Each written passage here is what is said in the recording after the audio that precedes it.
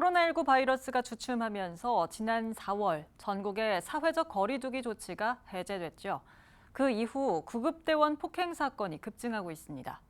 대부분 술을 마신 주취자에 의해 발생하는 건데 피해를 당한 구급대원들은 신체적 부상보다 더 큰 트라우마로 고통받고 있습니다. 보도에 김지영 기자입니다. 119 신고를 받고 출동한 구급대원들. 현장이 갑자기 소란스러워지더니 급기야 실랑이가 벌어집니다. 옆에 있던 구급대원이 나서 말려보지만 몸싸움은 멈출 줄 모릅니다. 올해 상반기에만 이런 구급대원 폭행 사건이 인천에서 14건 발생했습니다. 지난 2019년엔 5건, 2020년엔 6건 발생한 것과 비교하면 급격히 늘어난 겁니다.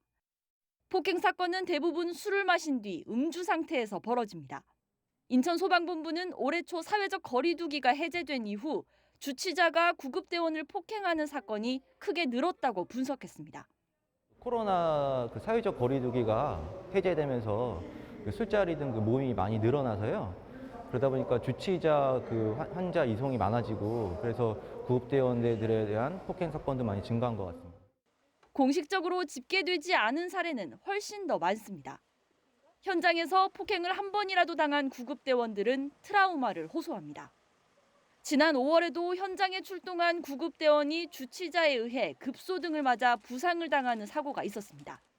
전치 2주 상해를 입었는데 물리적인 아픔보다 더 힘든 건 또 그런 일을 당할지 모른다는 공포감입니다.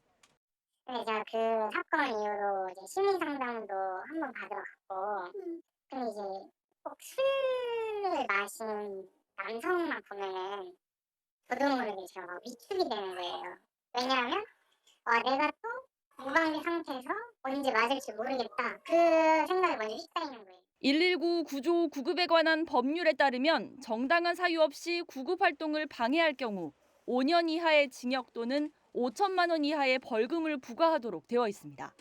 인천 소방본부는 국민의 생명과 재산을 지키는 구급대원에 대한 폭행 사건은 단순한 폭행이 아니라 심각한 범죄인 만큼 앞으로도 무관용 원칙으로 엄중하게 대응할 예정이라고 밝혔습니다. BTV 뉴스 김지영입니다.